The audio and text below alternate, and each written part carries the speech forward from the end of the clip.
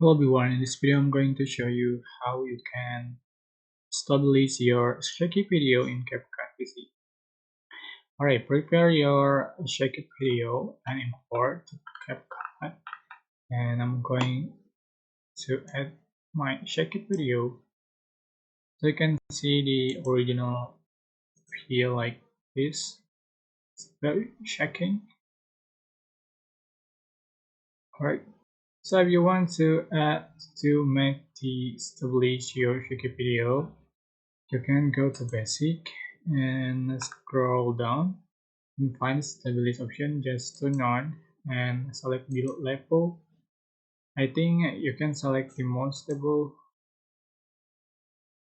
and see for the final result. Yeah, I think it's better than before. You can just export and add that's created, and then you can make it stable, more stable. Okay. Alright, I hope this tutorial was helpful for you. Don't forget to like, comment, share, and also subscribe. Thank you so much for watching.